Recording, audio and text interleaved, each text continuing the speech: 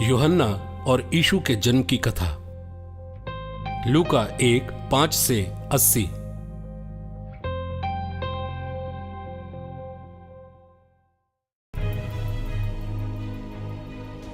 यहूदिया के राजा हेरोदेस के समय अबियाह के दल के जकरयाह नामक एक याजक थे। उनकी पत्नी हारून के वंश की थी और उनका नाम इलिशिबा था। वे दोनों ईश्वर की दृष्टि में धार्मिक थे। वे प्रभु की सभी आज्ञाओं और नियमों का अक्षरशः पालन करते थे। उनकी कोई संतान नहीं थी क्योंकि इलिशिबा बांझ थी और दोनों बूढ़े हो गए थे। जकरयाह नियुक्ति के क्रम से अपने दल के साथ याजक का कार्य कर रहे थे। किसी दिन याजकों की प्रथा के अनुसार उनके नाम चिट्ठी निकली कि वो प्रभु के मंदिर में प्रवेश कर धूप जलाएं। धूप जलाने के समय सारी जनता बाहर प्रार्थना कर रही थी। उस समय प्रभु के दूत उन्हें धूप की वेदी के दाईं ओर दिखाई दिए। जकरयाह स्वर्गदूत को देखकर घबरा गए और भयभीत हो गए। परंतु स्वर्गदूत ने उनसे कहा, डरिए नहीं जकरयाह, आपकी प्रार्थना सुनी गई है। आपकी पत्नी इलिशिबा के एक पुत्र उत्पन्न होगा। आप उसका नाम यूहन्ना रखेंगे। आप आनंद और उल्लास से भर उठेंगे और उसके जन्म पर बहुत से लोग आनंद मनाएंगे। वो प्रभु की दृष्टि में महान होगा, अंगूरी और मदिरा नहीं पिएगा और अपनी माता के गर्भ में ही पवित्र आत्मा से परिपूर्ण हो जाएगा और इज़राइल के बहुत से लोगों का मन ईश्वर की ओर फेरेगा। वो पिता और पुत्र का मेल कराने, स्वेच्छाचारियों को धर्मियों की सद्बुद्धि प्रदान करने और प्रभु के लिए एक सुयोग्य प्रजा तैयार करने के लिए एलियाह के मनोभाव और सामर्थ्य से संपन्न प्रभु का अग्रदूत बनेगा। जकरयाह ने स्वर्गदूत से कहा, इस पर मैं कैसे विश्वास करूं, क्योंकि मैं बूढ़ा हूं और मेरी पत्नी भी बूढ़ी हो गई है। स्वर्गदूत ने उन्हें उत्तर दिया, मैं जिब्राइल हूं। मैं ईश्वर के सामने उपस्थित रहता हूं। मैं आपसे बात करने और आपको यह शुभ समाचार सुनाने भेजा गया हूं। देखिए, जिस दिन तक ये बातें पूरी नहीं होंगी उस दिन तक आप गूंगे हो जाएंगे और बोल नहीं सकेंगे, क्योंकि आपने मेरी बातों पर जो अपने समय पर पूरी होंगी विश्वास नहीं किया। जनता जकरयाह की बाट जो रही थी और आश्चर्य कर रही थी कि वो मंदिर में इतनी देर क्यों लगा रहे हैं। जब वो बाहर आए तो वो कुछ बोल नहीं सके। लोग समझ गए कि मंदिर में उन्हें कोई दिव्य दर्शन हुआ है। वो उनसे इशारे में बात कर रहे थे क्योंकि वो गूंगे हो गए थे। अपनी सेवा का समय पूरा हो जाने पर वो अपने घर चले गए। कुछ समय बाद उनकी पत्नी इलिशिबा गर्भवती हो गई। उन्होंने 5 महीने तक अपने को यह कहते हुए छिपाए रखा, यह प्रभु का वरदान है। उन्होंने मुझ पर कृपा की है और समाज में मुझे कलंकित होने से बचाया है। 6ठे महीने स्वर्गदूत जिब्राइल ईश्वर की ओर से गलील के नासरत नामक नगर में एक कुंवारी के पास भेजे गए, जिनकी मंगनी दाऊद के घराने के यूसुफ नामक पुरुष से हुई थी और उस कुंवारी का नाम था मरियम। स्वर्गदूत ने उनके पास आकर कहा, प्रणाम प्रभु की कृपा पात्री, प्रभु आपके साथ हैं। इन शब्दों से वो बहुत घबरा गईं और इस सोच में पड़ गईं कि इस प्रणाम का अभिप्राय क्या है।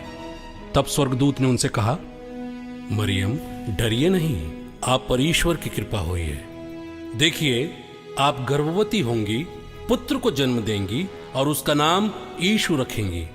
वे महान होंगे और सर्वोच्च ईश्वर के पुत्र कहलाएंगे। ईश्वर उन्हें उनके पिता दाऊद का सिंहासन प्रदान करेंगे। वे याकूब के घराने पर सदा सर्वदा राज्य करेंगे और उनके राज्य का अंत नहीं होगा। पर मरियम ने स्वर्गदूत से कहा, यह कैसे हो सकता है? मेरा तो पुरुष से संसर्ग नहीं है। स्वर्गदूत ने उत्तर दिया,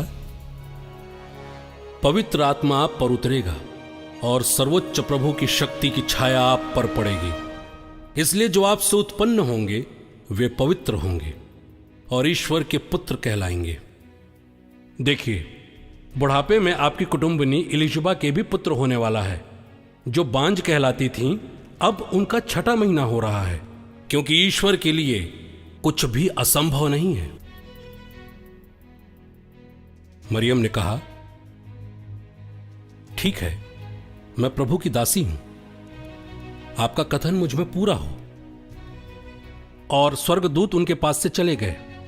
उन दिनों मरियम पहाड़ी प्रदेश में यहूदा के एक नगर के लिए शीघ्रता से चल पड़ी। उन्होंने जकरयाह के घर में प्रवेश कर इलिशिबा का अभिवादन किया। जो ही इलिशिबा ने मरियम का अभिवादन सुना, बच्चा उनके गर्भ में उछल पड़ा और इलिशिबा पवित्र आत्मा से परिपूर्ण हो गई।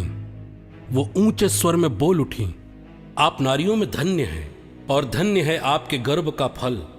मुझे ये सौभाग्य कैसे हुआ कि मेरे प्रभु की माता मेरे पास आई?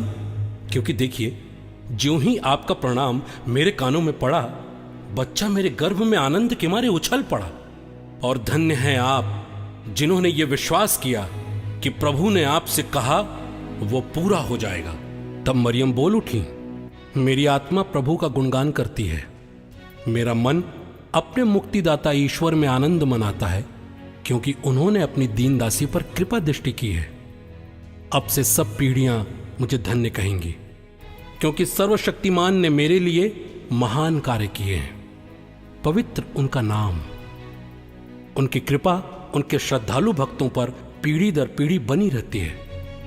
उन्होंने अपना बाहुबल प्रदर्शित किया है। उन्होंने घमंडियों को तितर बितर किया है और शक्तिशालियों को उनके आसनों से गिरा दिया है और दीनों को महान बना दिया है। उन्होंने दरिद्रों को संपन्न किया और धनियों को खाली हाथ लौटा दिया है।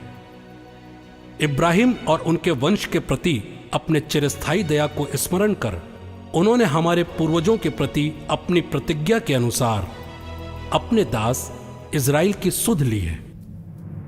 लगभग 3 महीने इलिशिबा के साथ रहकर मरियम अपने घर लौट गईं। इलिशिबा के प्रसव का समय पूरा हो गया और उन्होंने एक पुत्र को जन्म दिया। उनके पड़ोसियों और संबंधियों ने सुना कि प्रभु ने उन पर इतनी बड़ी दया की है और उन्होंने उनके साथ आनंद मनाया। 8वें दिन वह बच्चे का खतना करने आए। वे उसका नाम उसके पिता के नाम पर जकरयाह रखना चाहते थे, परंतु उसकी मां ने कहा, जी नहीं, इसका नाम यूहन्ना रखा जाएगा। उन्होंने उनसे कहा, आपके कुटुंब में यह नाम तो किसी का भी नहीं है। तब उन्होंने उसके पिता से इशारे से पूछा कि वो उसका नाम क्या रखना चाहते हैं। उन्होंने पट्टी मंगाकर लिखा, इसका नाम यूहन्ना है। सब अचंभे में पड़ गए। उसी क्षण जकरयाह के मुख और जीभ के बंधन खुल गए और वो ईश्वर की स्तुति करते हुए बोलने लगे। सभी पड़ोसी विस्मित हो गए और यहूदिया के पहाड़ी प्रदेश में ये सब बातें चारों ओर फैल गईं। सभी सुनने वालों ने उन पर मन ही मन विचार किया, पता नहीं इस बालक का क्या होगा।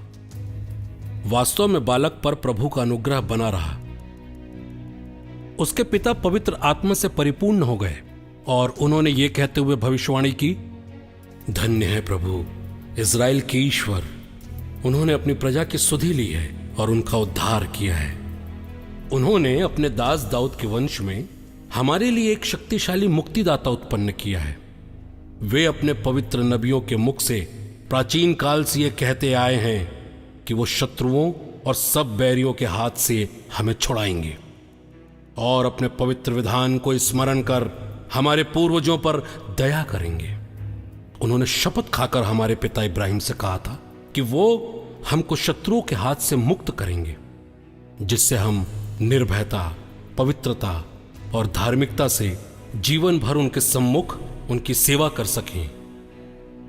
बालक, तू सर्वोच्च ईश्वर का नबी कहलाएगा, क्योंकि प्रभु का मार्ग तैयार करने और उनकी प्रजा को उस मुक्ति का ज्ञान कराने के लिए जो पापों की क्षमा द्वारा उसे मिलने वाली है, तो प्रभु का अग्रदूत बनेगा।